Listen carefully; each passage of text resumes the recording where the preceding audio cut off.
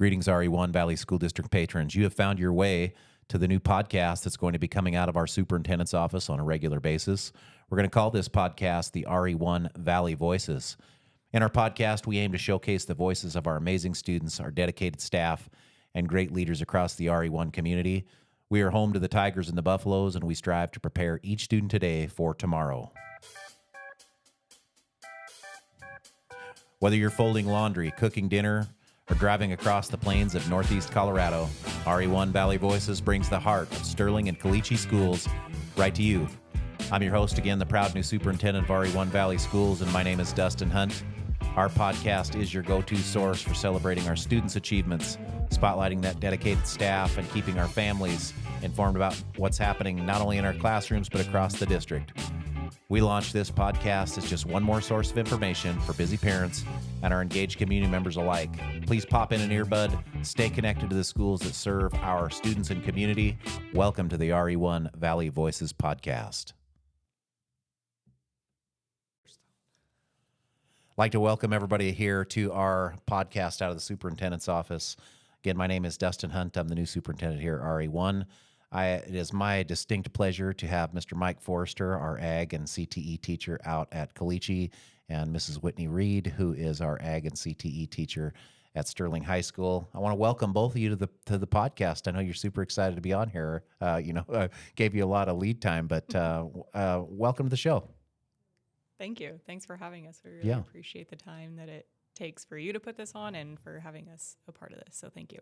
Well, I'm super grateful to have both of you. We're awfully lucky in our little community to have two outstanding teachers in this area in both our communities of Caliche and Sterling. And this plays a real role in actually our economy and what goes on right here in Sterling. But as most of you know, I guess I'm in my 50s now, and this was just called shop back in the day when I went to school, and my dad was actually the wood and metal shop teacher, so this is a place that's near and dear to my heart. But CTE and career and technical education, you've heard it called a number of different things over the years, industrial arts, all those things. Would you two start kind of by sharing how that's changed maybe since I was in school, if you wouldn't mind? Just what's different about career and technical education now as opposed to maybe when I went to school? Would each of you share a little bit about that? I think that I have probably a different perspective than the two of you because I'm newer, not throwing daggers for age or anything, but I think career and technical education, specifically within the ag industry, has changed quite a bit, even since I was in high school. I think the traditional ag 1, 2, 3, 4 was a model that Mike is probably pretty familiar with, but that's not something that I'm necessarily familiar with, especially now that I've started teaching. We teach a lot of different things. It's not just the shop and ag or wood and metal shop. There's a whole variety of things that we teach, and there's lots of different pathways within the industry now. So we can specialize on a couple different areas within the ag industry, and I think that's really unique and special. I do think that the ag 1, 2, 3, 4 model had some advantages and disadvantages too, but it's really interesting now getting the opportunity to teach plant science, animal science, wood shop, metal shop, all those different things that are included in the ag industry. So that's kind of what my experience is, but I think Mike could probably contribute to a little bit more of that. Yeah, fantastic. Mike, what do you think, Mr. Forrester? What would you add to that? Well, yeah, I would add after I put my cane down outside the door, according to Whitney, as far as age. But yes, Me too, Mike. Me too. We definitely have seen those changes, especially over the last 20 years and going through it. We had the traditional ag 1, 2, 3, 4. What most people don't realize is we really do have 7 pathways in agriculture and natural resources that we teach to. Love it. And, all of us, including myself, especially when we get our young boys in there, they do want to weld, they do want to construct and whatnot. But we're also making sure that we do a really, really good job about teaching the science behind agriculture. What most people don't also realize is really there's only about 3% of the population that's in production agriculture, which we are often associated with, and that's it. But when we look at agriculture as a whole, and we look at our ag scientists, there's biology, entomology, all of those things that we touch on and try to expose our students to. We're not the beginning and end. We're just the beginning of introducing these students into a potential career path. that is going to take them a lot farther. And so Yeah. we expose them even just through the Ag 1 through Ag 4 model, or maybe we have an introduction to animal science and an advanced animal science. Same with plant sciences and various things, and then the business of agriculture as well. But it's just it's essentially getting their toes wet, finding that thing that's going to really interest them to hopefully carry them on into college or maybe just straight into the workforce.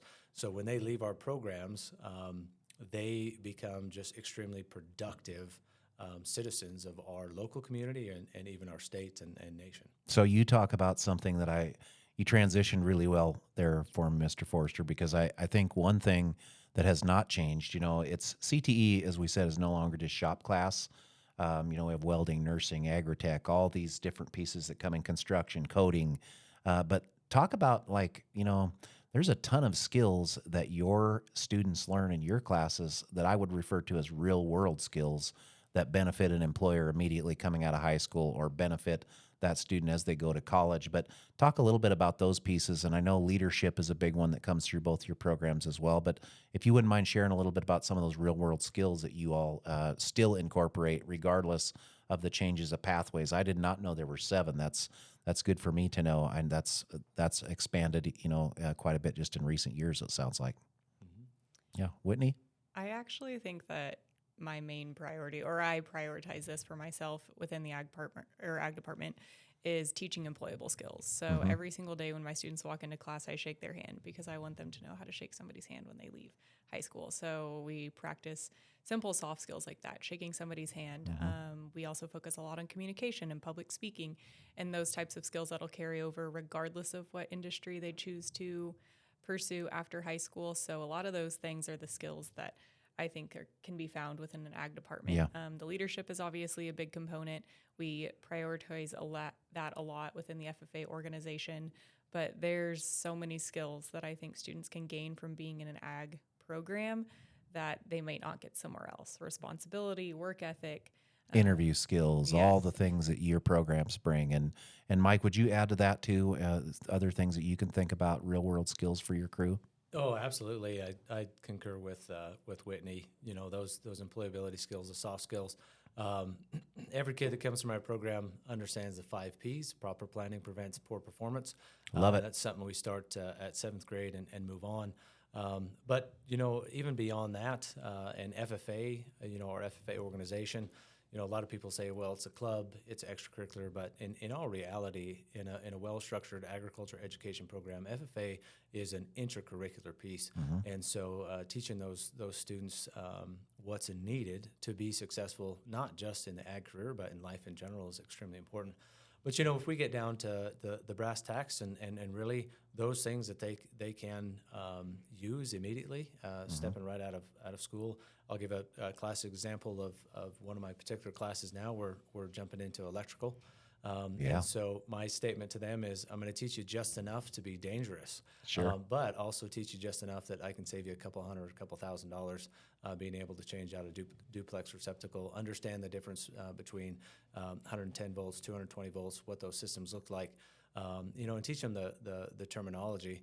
It's one thing to be uneducated, and it's another to be kind of ignorant. And our job, I think, as ag teachers and CTE teachers, is we teach these students, again, to just have that basic knowledge that they can apply every day in life when they step out of our doors. Right. And I think that's something that across our country you hear our public clamoring for, are these real world skills, things that students can put to use tomorrow, at their home or in their job. And, in a lot of ways, that's part of why I'm so passionate about your programs. And I think our community is passionate about those. It's things we can see right away. But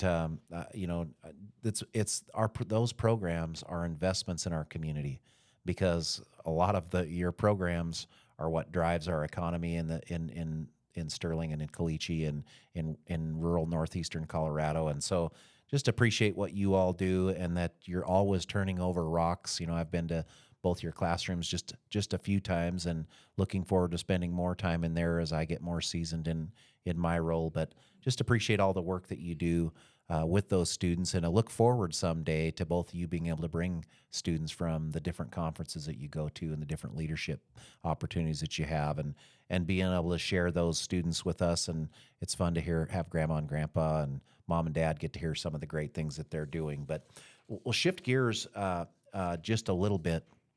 So one of the things that we've been talking about clearer since last spring when I was here interviewing, we've been talking a lot in the district is about how we need to do some upgrades to both of the facilities at Caliche and Sterling High School in order for some of our programs to be more in alignment with what the actual, the professions that these students and the trades that these students would get into would be. And I would like you each to kind of share what that is. And for listeners, I know that you've seen some things out there on social media. You've heard about the district looking at a facilities bond here in November. It'll be on the ballot. The board has done a great job of including career and technical education upgrades to that.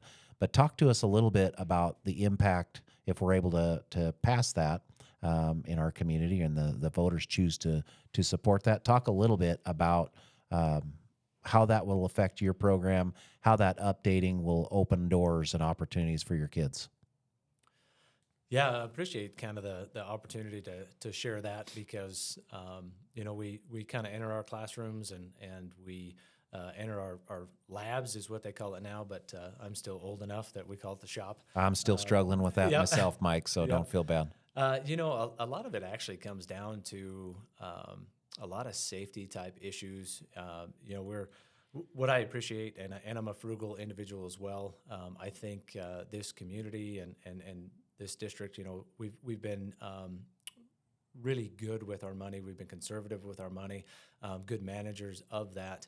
But it does come to a point, especially when we talk about some of the equipment in which we use in our shops, where what was good 30 years ago about a piece of machine Yes. Creates kind of an unsafe environment, maybe guards that aren't quite there. You got 50% of your blades that are exposed. The newer equipment that we have, we can just speak about like miter saws, chop saws. Those built-in safety features are there. And that's what we value as an instructor. I think that's what we value, as a school district, making sure that our students are safe at all times. But one other big facet is like the availability of electricity, right? And having enough 220 outlets to be able to run enough welding machines that your entire class Infrastructure to run your program. Absolutely. There's nothing worse for teenagers than to be idle. And so if, let's say you only have the ability to plug in 3 welding machines, but you've got a class of 29. Now, that's not the case out at Caliche, but, even if you've got a class of 10, being able to manage all of that, be able to get their skills built and done, not to mention the technology behind so much of what we teach has, just advanced beyond crazy. And so we have multi-process machines. We've got all of these things and this opportunity to show our students. Now, that's not to say that we still have a good old oxyacetylene unit that we're going to show our kids how to use and how to run those beads, because that's what we have at home. Absolutely. We still have that type of equipment. We still value that, but we need to be exposing our kids to what the potential is. When Whatever they leave. doors they might want to knock on Absolutely. in their future, that like it might not just be for home use. It might actually be part of their career or a direction that they go on a professional level. Yep, absolutely. And so that's one of the biggest pieces that we have. And even from our just our air handling and whatnot, it used to be you just swing open the shop door and just air out the fumes and stuff. But we really do need to handle that properly and make sure that our kids have a good, clean environment, to be able to work in, and not to mention we have to also think about safety. You swing open your shop door. That opens the door for a lot of things. Now at Caliche, we definitely open up to a lot of biological invasions, mice, wasps. Yes. We go to the shop armed with a fly swatter because there's going to be a couple wasps coming in if we leave things open. So just a lot of that basic infrastructure that needs to be upgraded, needs to be brought essentially up to code and just made safer for our students. And then we can start incorporating those greater needs as far as newer equipment, newer technology.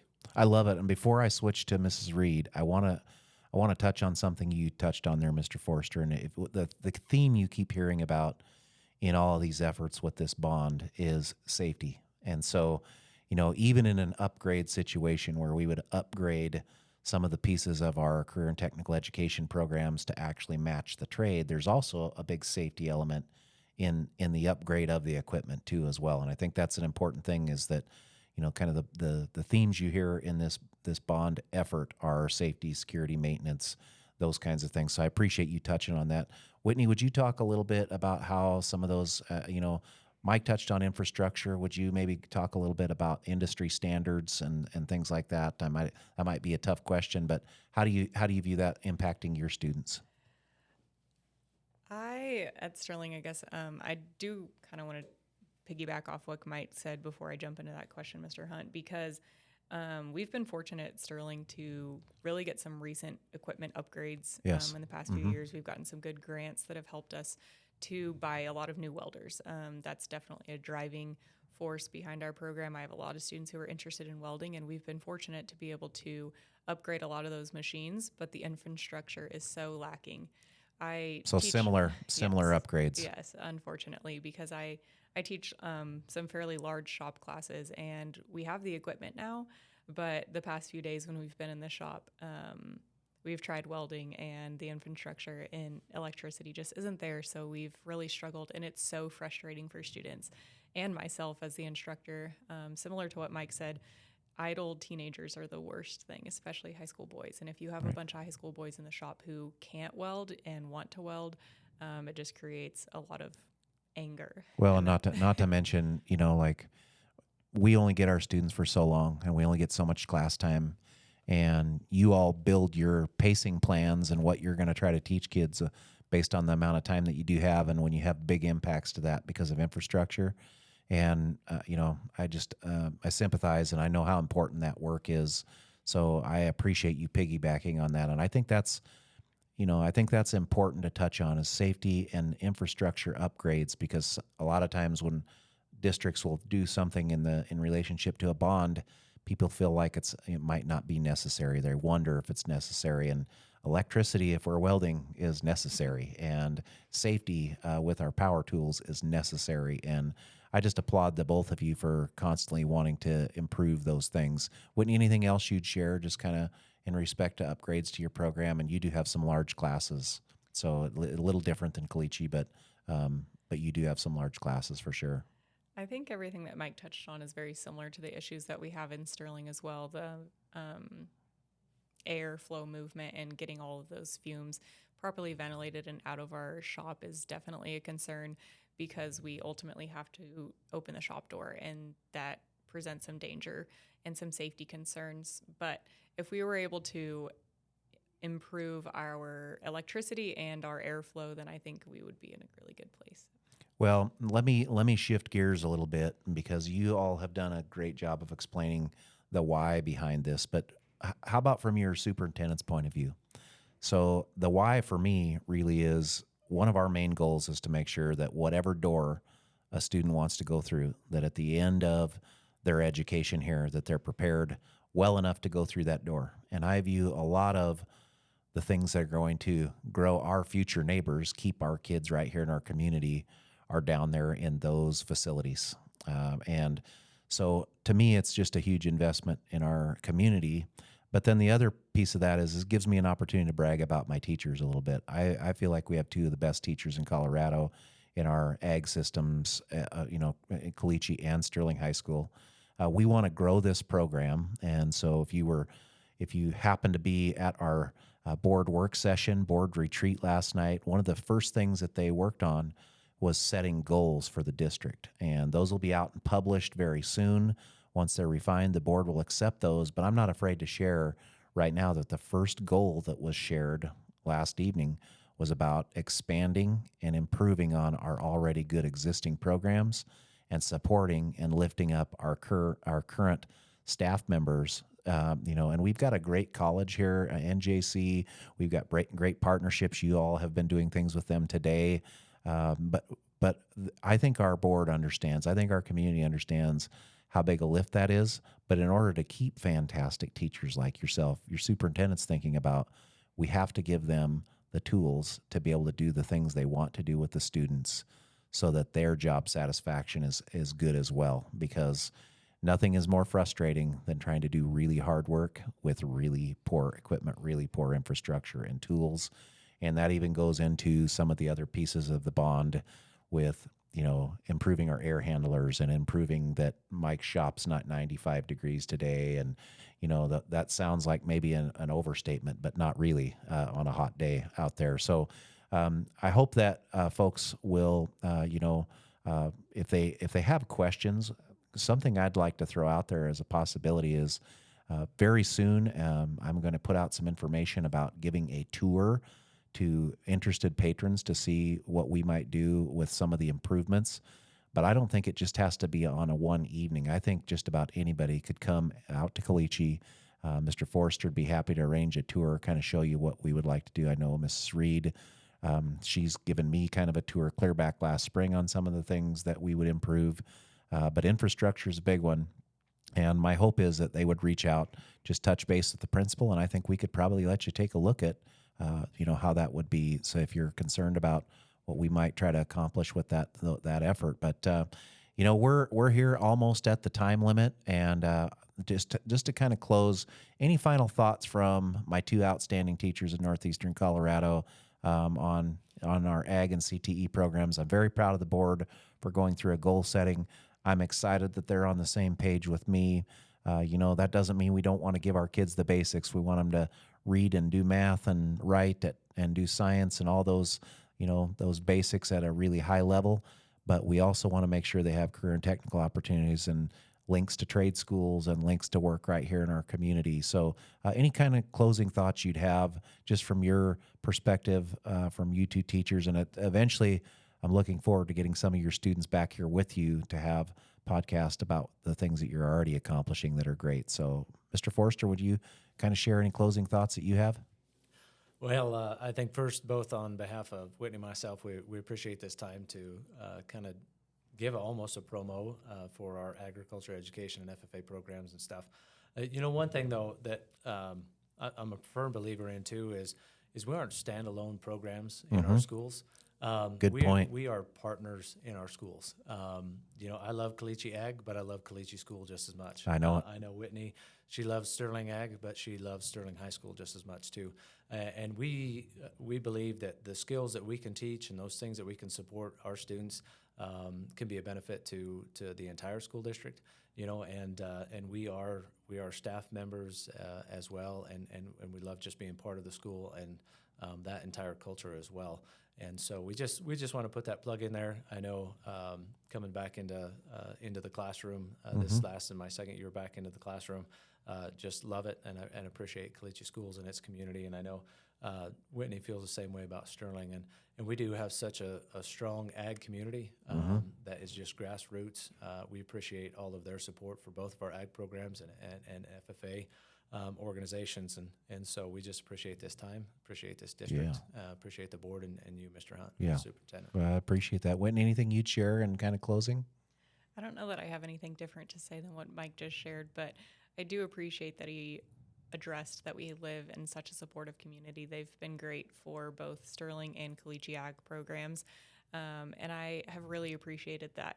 Although my students aren't the traditional ag students that you might get more so at Caliche, I've really appreciated their willingness to jump in and learn about agriculture, and then our community's willingness to support those students who don't have a direct tie to agriculture but still have a passion and an interest in the industry, and helping them grow and support in their endeavors through their agricultural education experience. So I appreciate the community and the school district and everybody who's supportive of us and what we're trying to do with all of these young people in our district. So thanks for having us on and allowing us to share about those experiences. You bet. Well, it's a humbling and wonderful opportunity to have the opportunity to work with people's children. And so I appreciate all of our listeners. If you have kids in our schools, I very much appreciate you. And I love that Mr. Forster tied himself and Whitney both to their two staffs, and they're not just standalone programs, that they're part of a bigger team. And I guess I consider them all part of my team, and the students all are our students. And so here we are at the kind of the end of this episode of RE1 Valley Voices Superintendent's Podcast here at RE1 Schools. I want to thank the fabulous Mike Forster and the wonderful Whitney Reed for joining us. They are two outstanding educators. They're leaders on their staff, and they do wonderful things for kids in those programs. And if you are interested in some more information for them about how this bond effort may impact those programs for students, I just would suggest you reach right out to the school, contact the principal, and I know they would love to show you our programs. And you'll be, I think, very proud of the work that they're doing, and you'll also see some of the needs this effort might create better opportunities for our students. So thank you for listening, and we'll close the show for today. But I just want to sincerely thank our staff members for joining us, and we'll talk to you next time. Thank you very much.